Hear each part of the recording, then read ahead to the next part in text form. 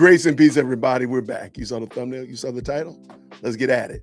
So what I've been doing is doing a deep dive into some of the people who at one time used to be Candace Owens' allies, her friends, her cohort.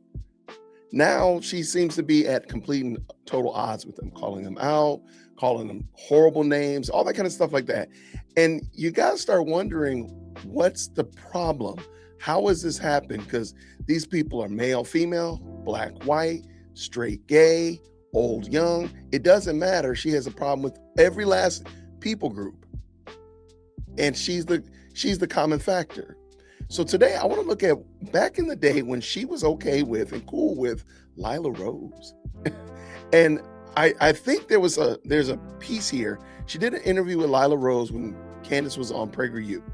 She did an interview here that I really think we should look at and maybe glean something from that might actually tell us why she has a problem with her. So let's go.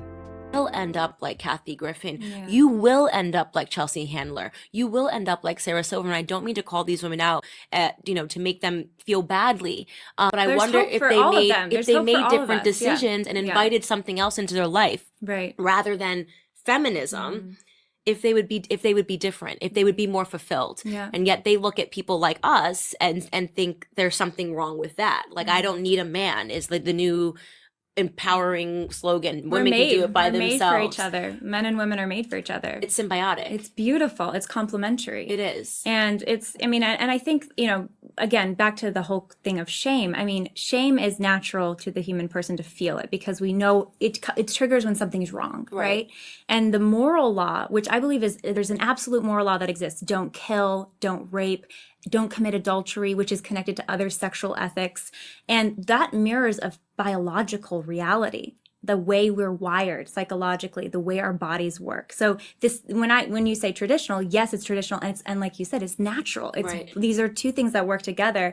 And that's why all the social data backs up that getting married, waiting before you get married to have sex, getting married, and then having a child. So doing it in that order is where people are more successful economically, psychologically, they're happier, they're healthier. That is what the data shows. But what I think it is, though, also, and this is why I kind of try to be in the middle here, because when these people say, no, now we have to let people have abortion whenever they want, and they're out screaming and they're fighting for babies to be murdered, you say, where does that come from? Do I think these people are fundamentally evil? No. Yeah. I think they're fighting for something that is fundamentally evil, but we have to ask ourselves why. Right. Why are they fighting for that? And I think what happens is that you make it.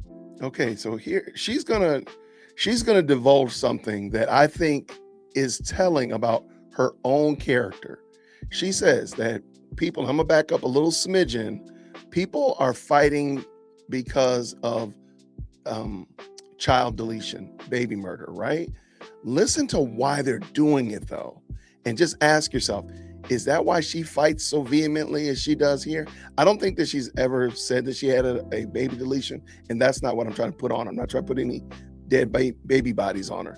But maybe it's because, listen to what she says. They're fighting for something that is fundamentally evil, but we have to ask ourselves why. Right. Why are they fighting for that? And I think what happens is that you make a decision when you're really young because society tells you it's okay and it's normal. And a lot of these people have had abortions, right? A lot of these people, like me, had sex when they were young. And so they think that if they go the other way, they're suddenly become a hypocrite. So they start fighting for something that they don't even believe in anymore. And it's all. So I'm wondering if it's because she has the shame of something that she did, whether it be the premarital sex or whatever, and that's why she fights so hard for things, because she feels the shame of the fact that if I just turn, if I just surrender, and Lila Rose says it quite often, that you can change, you can be redeemed, you don't have to be this way. So I'm wondering if Candace is ultimately fighting against that. She's actually fighting against the fact that, God can change you. And I can't accept that. So therefore, I got to fight even harder for this other thing. Let's finish up. Almost incumbent upon people like me. Like, I wish I had done what you did. Maybe the space for the people like me who didn't wait until they were married is to say to people, I wasn't happy. Right. I wasn't fulfilled. And I wish I had done what Lila did. Right. And at any moment, you can change your mind. You can recommit. Like when you brought up your husband, you can recommit. Right. And that's just as beautiful. She's saying it, but she doesn't display it. She's literally saying, like, you can change. but she doesn't treat anybody like they can change. She doesn't treat anybody like they could be different or they could regret what they've done and move on. She doesn't do that herself. And I'm just wondering if it's because she herself hasn't accepted that she can change. As an act, and you can be on the side of in goodness. many ways it's more beautiful. It's more beautiful. It's like it's having the courage to make you were wrong, change your life. Yeah. And that's hard. That's hard it to do. It takes a lot of humility, and it's not popular, right? This isn't the stuff that's gonna get us on late night TV. Right. That's for sure. They're not gonna be like, oh, what wonderful, talk about chastity. Well, that can change. We can change all that. I love it. It's like Prager, become the media. Become the media. Let's create it. Let's make girls want to watch this and have conversations about this and make decisions in their own self. I think the most beautiful thing a woman can do is wait until they're married to have sex. I really do. I admire people that took that route. I wasn't that girl, but I hope that people watch me and hear me talk about that and say, you know what? I still have a chance to make that decision. Or I can turn around and say, you know what? Now I'm going to wait until I meet that person. Because when you do meet that person, as you said, there is something so spiritual. Right. So hearing Candace here, you can see how she and Lila Rose are like really in alignment. They're really rocking along one another. They're kind of completing each other's sentences. They're really vibing together, if you will. There's one more clip I want to bring in. So in this clip right here, Candace is going to be very transparent. I think back in the day, Candace used to be extremely transparent. Like when she talked about her grandmother, I think that was a very real, raw, expose, a real raw look behind the camera or whatever like that. Here, she's going to say something else that I'm really like, I think she really means this. I really think she means this. I think this is who she is. And I think the level of regret is the fact that Lila Rose didn't do what Candace is going to talk about. And therein is part of the issue that Lila Rose one-ups her in that she got married as a virgin and she's going like this way. Listen to how this story goes. Especially the ones where they insert something in you and you don't get like your period for a year. Yeah. And I remember one of my girlfriends was going to get this and I was like, does something not just in the back of your head scream wrong about this? And let me just say, because I do want to normalize discussion in the sense that I've been very open about the fact that I took a very liberal route to conservatism. So even though I was staunchly against birth control pills, bizarrely, I didn't have this idea about sex as I wanted to be one of the cool kids. And so I lost my virginity when I wasn't too young, but I lost my virginity when I was in high school, and it was normal. It was probably seen as like normal. In fact, you would be weird if you didn't. And I regret it. And so that's why this conversation was so interesting to me. And why? Why? See, that's why did I regret it? Yeah. What is that? The heart of that? What's the regret? Because the person meant absolutely nothing to me, and I was doing it because I wanted to fit in. Yeah. I was doing it because this was the normal thing to do, and you were considered weird if you didn't do these sorts of things. So and that's the culture. It's not even just peer pressure from your students. It's pure pressure from society. It's everything that you're seeing on TV. It's everything that you're being taught by your teachers. And it's Planned Parenthood. I wish I had waited. In the classroom. Now I'm engaged. I wish I had waited. And that's a really sad thing and a weird thing to say now, obviously, because I lived a different lifestyle. But that guilt started creeping up on me before I got engaged, before I met my fiance. I was in a relationship, and I have this conversation. So again, I think she's looking at Lila Rose, who has a totally different story than her. I don't think Lila is dunking on her or trying to shame her or anything like that, but she's looking at Lila Rose and she sees somebody who went a different route in their life. So let's go. Where I was like, I think I kind of want to recommit myself back to God. And my boyfriend at the time said, no. Like, if you don't have, and this is when I knew that something was really wrong, right? Yeah. Like, meaning, I love you if you'll have sex with me. That was the message. That's what I heard, right? And it was, well, everything will fall apart. That's not love. That is not love. It's not. Sex is, I think his excuse, what he said to me was, sex is how people connect, right? It is, but with someone that you're gonna love lifelong and you've given everything to. It's more. It's more than that, And so it's interesting to me that I had this guilt started creeping up on me in my mid-20s, thinking that I had done something really wrong and really terrible, but I had just accepted that that was okay and that's what you were supposed to do to earn the love. Now you'll stay with me, right? Because we're having sex, and ultimately it means nothing. And I think a lot of people, that's why they move in together. It's like the man's not marrying them, right? So they're not down on one knee offering the ring, pledging their life to them lifelong, so that we're going to try it out. right? Or the woman is even fearing commitment because some issues in her past or fears of commitment. So we're going to move in and try on marriage. We're going to like put it on and see if it fits. That's not going to set you up for success because you're already going in with conditionals. You're already going in ready to walk away. Right. You're not going to practice for marriage that way. You're practicing for divorce that way. Wow. And the statistics show that. The statistics show that if you cohabitate before marriage, you are more likely to get divorced. Which is really interesting. So why do you think that we have this culture right now that glorifies, I guess, being non-committal, right? We glorify having multiple Sex in the City. What was that whole show about? Yeah, no, it's all about right. And I sex. loved that show when I was younger. And what they're basically saying is that cute. They looked so cute, and they had Fendi bags and Prada shoes, and they went to brunch all the time. They went to brunch.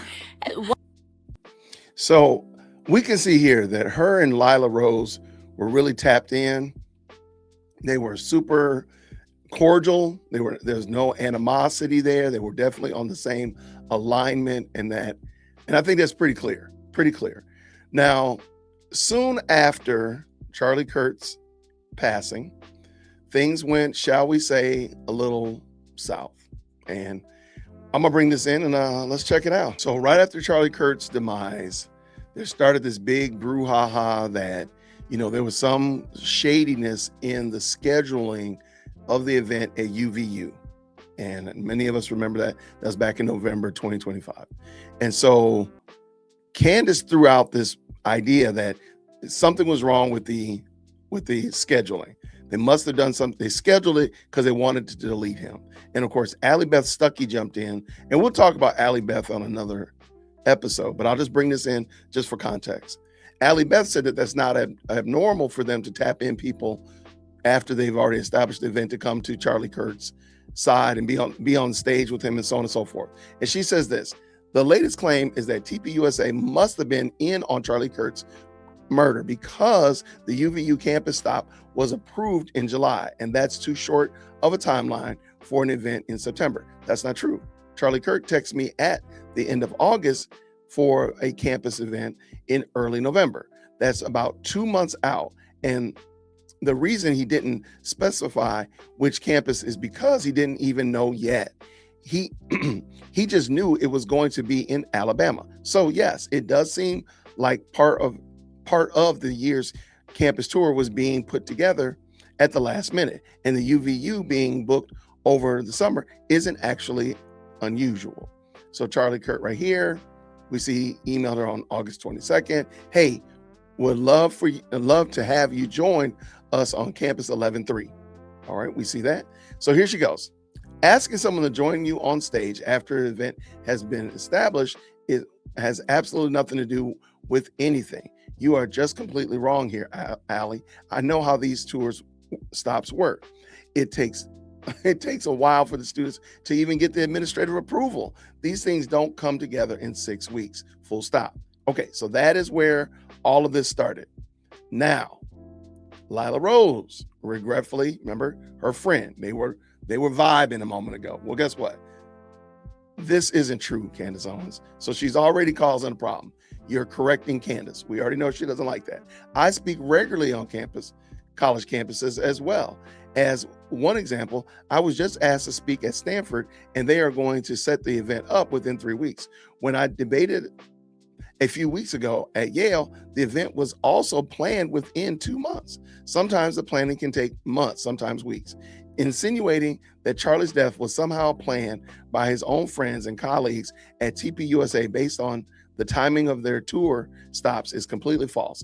It is cruel to Erica to be engaging in this reckless gossip.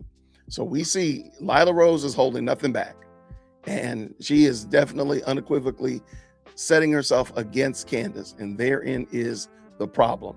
But it actually got a little bit worse. So Lila Rose decided also to address Candace Owens back in March of last year. Well, actually, she probably already kind of got on her radar back in March. She said, on today's show, I sit down with Danny Pinter, the attorney for the American witness to the Romanian S-trafficking case against Andrew and Tristan Tate. She shares her shocking details. She also addresses the softball interview that interviews of Tate by Tucker Carlson. Candace Owens and others. So she was pretty clear what she was about, and she set Candace up and called her out several times, which, by the way, in a normal situation is perfectly fine. Most people would take that and say, hey, I'm getting corrected by a friend. I'm getting corrected by somebody I work with. I made a mistake. But no, absolutely not. Candace can't do that. She cannot do that. And I think this is why we now see Candace Owens calling out Lila Rose. But let me know what you think.